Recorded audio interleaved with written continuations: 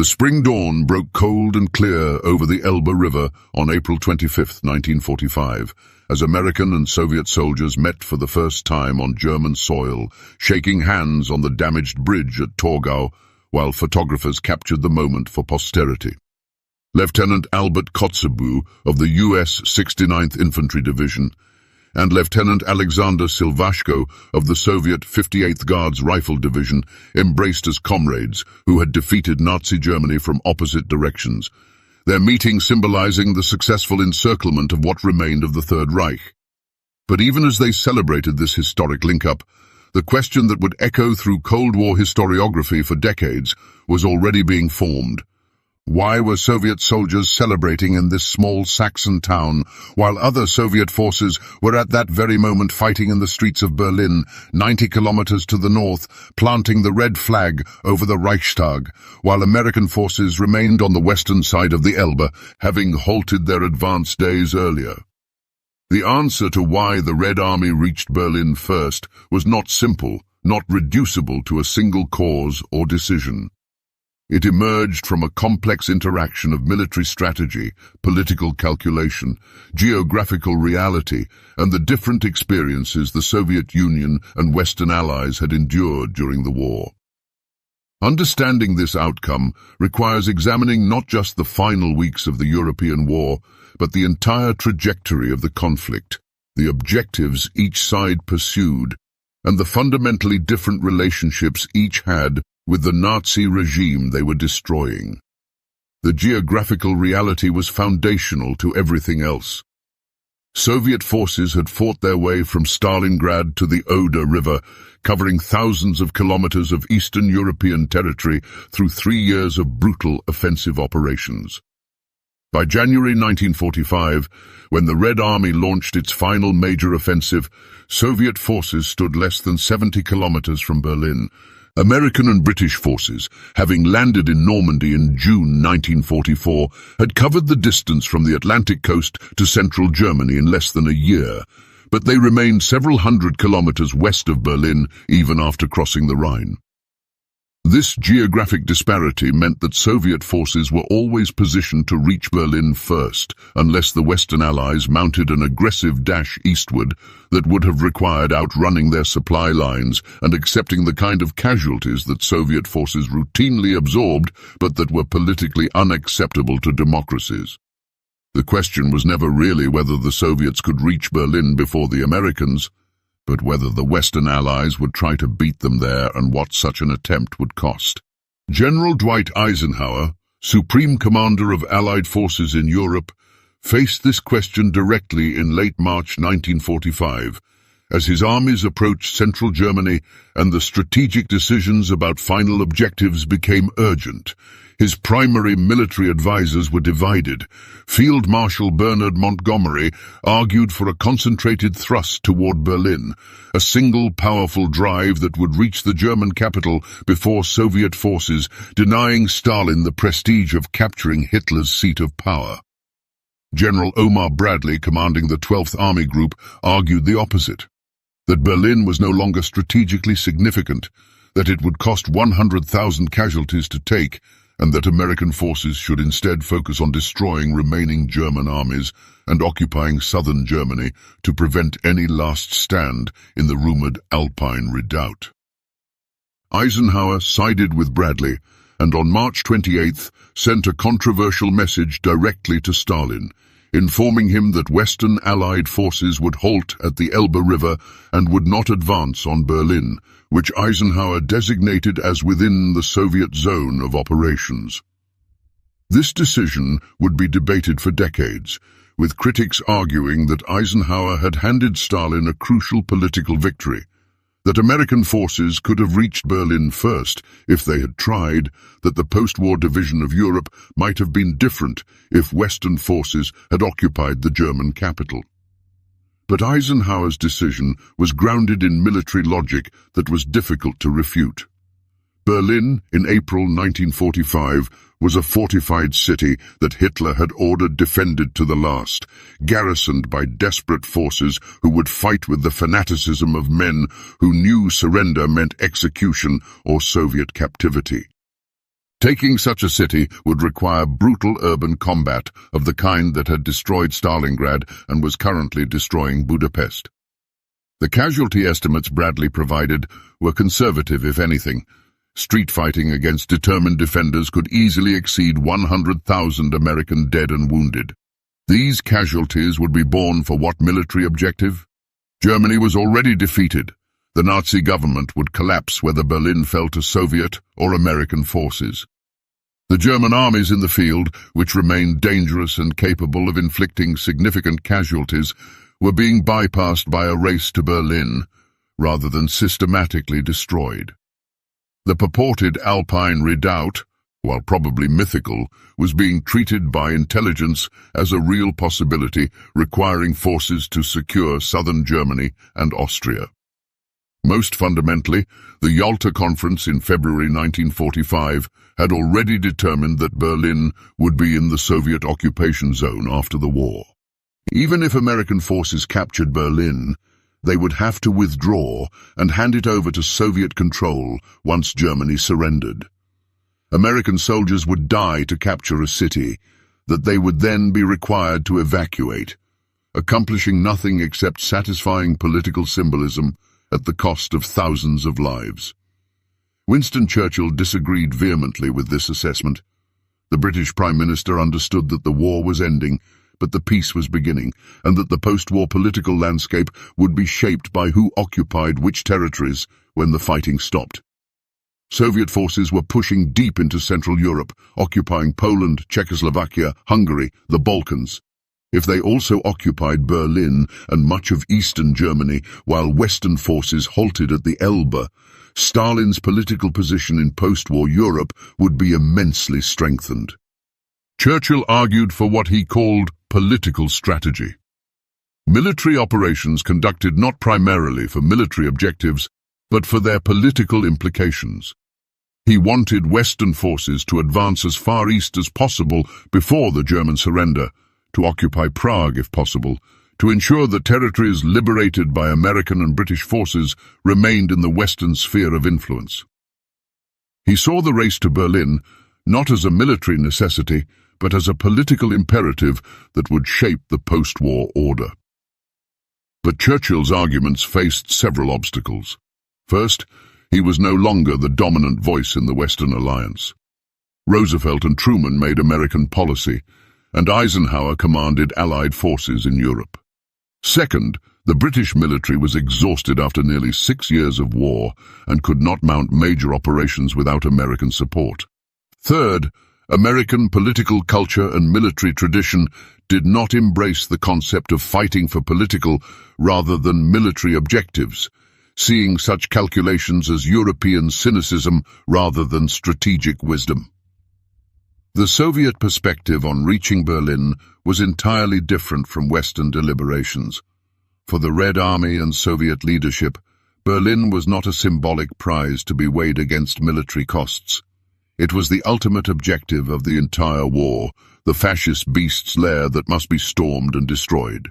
The Great Patriotic War, as Soviets called it, had been an existential struggle that had cost over 20 million Soviet lives, had devastated vast territories, had threatened the Soviet Union's very survival.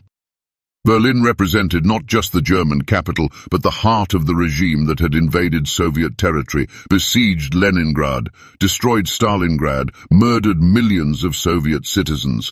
Stalin's determination to capture Berlin was thus rooted in both political calculation and visceral need for retribution.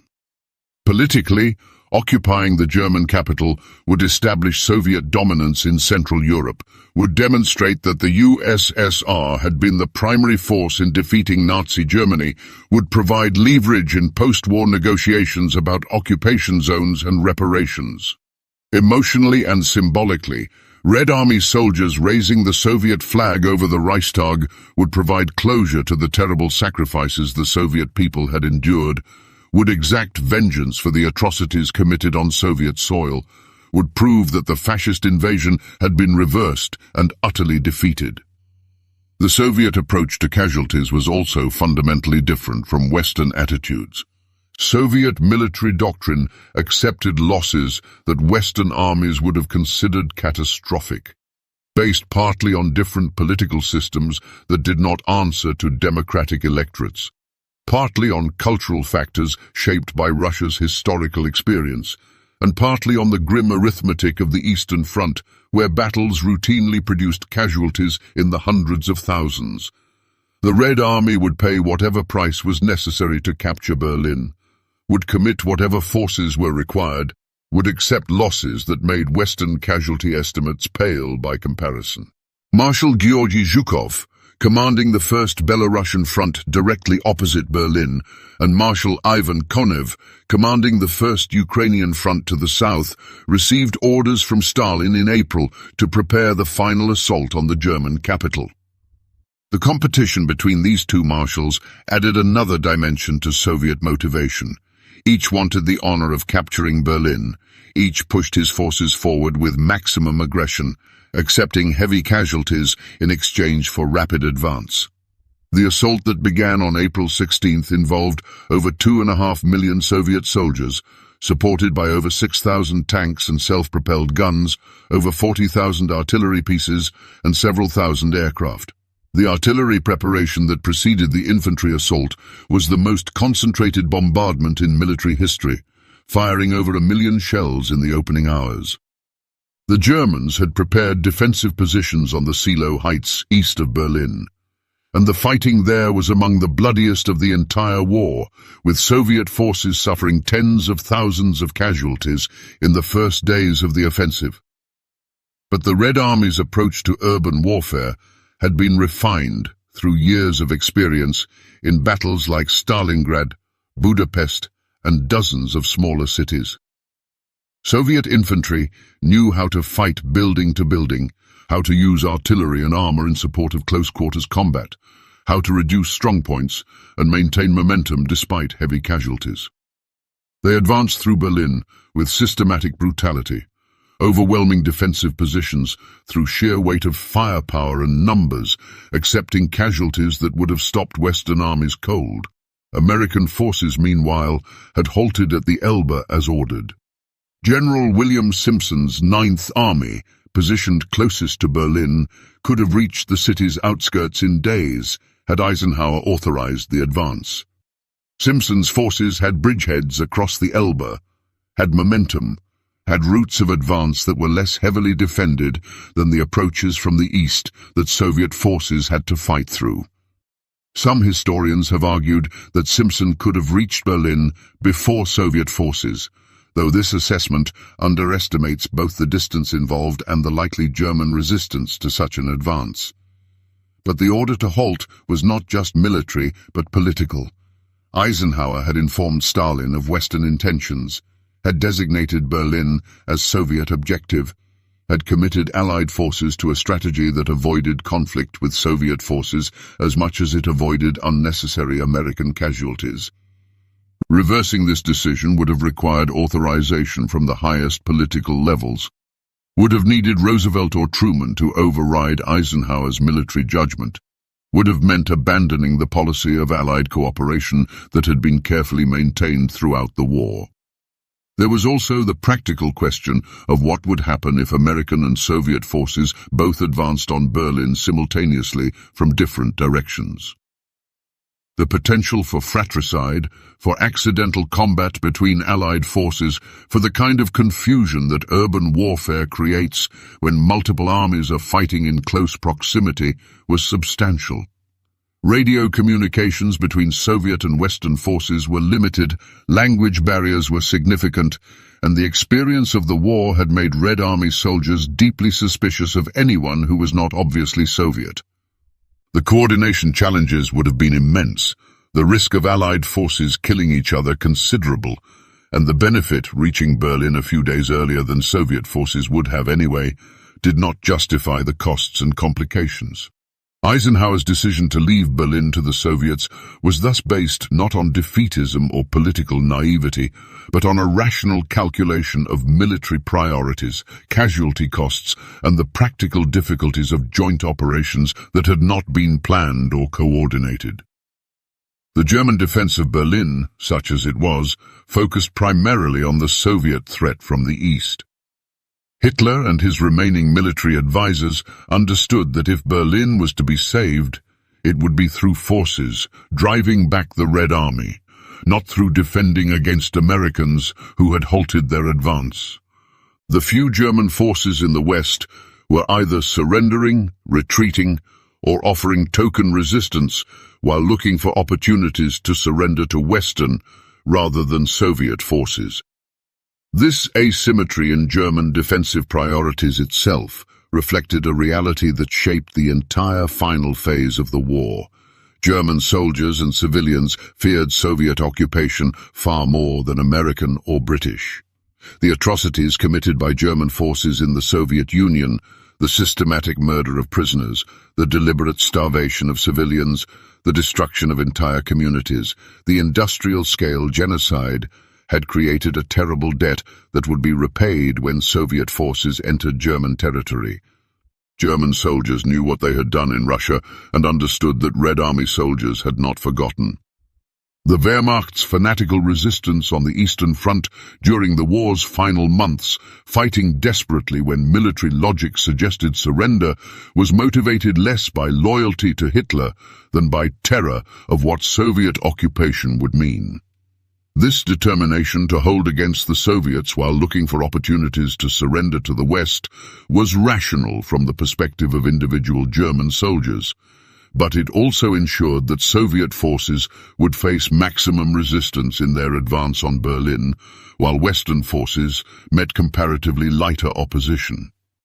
When Soviet forces finally fought their way into central Berlin in late April, the combat was as brutal as expected. German defenders, including SS units, Hitler Youth, and ad hoc formations of service personnel and even camp guards armed with Panzerfausts, fought building by building, making the Soviets pay for every street, every intersection, every structure.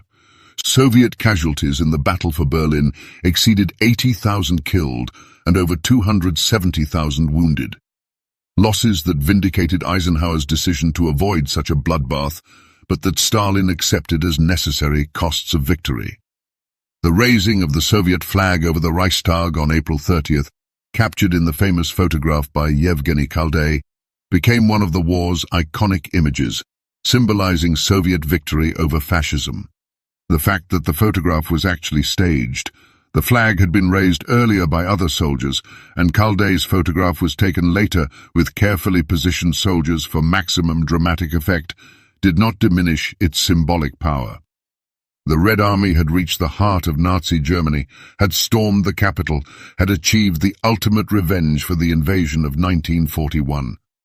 American forces, meanwhile, occupied territories west and south of Berlin, accepting the surrender of German forces in their sectors, beginning the process of occupation and military government that would shape post-war Germany. The meeting at Torgau on April 25th symbolized Allied unity and shared victory, but the fact that it occurred on the Elbe rather than in Berlin itself reflected the strategic decisions and priorities that had led each ally down different paths to victory. The subsequent controversy about whether America gave Berlin to Stalin, whether Eisenhower made a political error that shaped the Cold War, whether Western forces could and should have raced to Berlin despite the costs, has been debated by historians and policymakers for decades.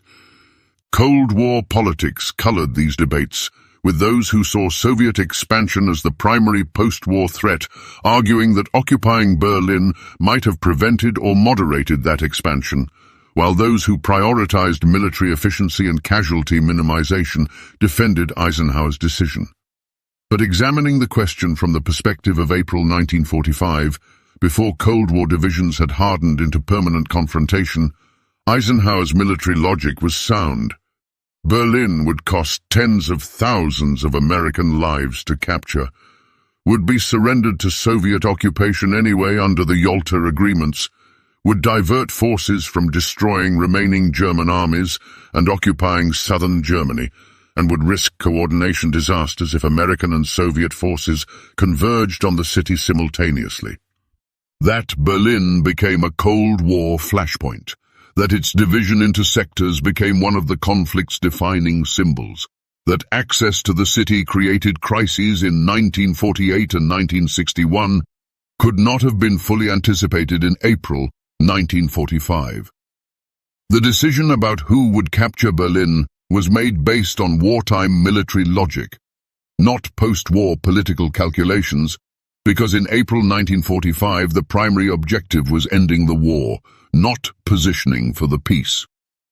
The Red Army reached Berlin first because it was geographically closer, because it was willing to pay the enormous casualty costs of urban combat, because Stalin made capturing the German capital a political and psychological imperative, because Soviet military culture accepted losses that Western democracies would not tolerate, and because Western Allied commanders decided that the military costs of reaching Berlin outweighed any symbolic benefits of capturing the Nazi capital.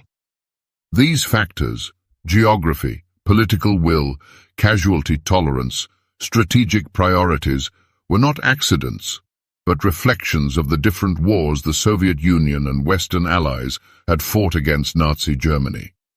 The Soviets had endured invasion, siege, genocide, and a struggle for national survival that made Berlin's capture both military necessity and existential requirement. The Western allies had fought to liberate occupied Europe and destroy Nazi power, objectives that did not require capturing Berlin, if doing so meant accepting casualties that could be avoided by letting Soviet forces bear that cost. When Soviet soldiers finally linked up with American forces at Torgau, when they raised their flag over the Reichstag, when they accepted the surrender of Berlin's defenders, they were completing a journey that had begun on June 22, 1941, when German forces invaded the Soviet Union. That journey had cost over 20 million Soviet lives, had devastated the Western Soviet Union, had required sacrifices that Americans had not experienced and could barely comprehend.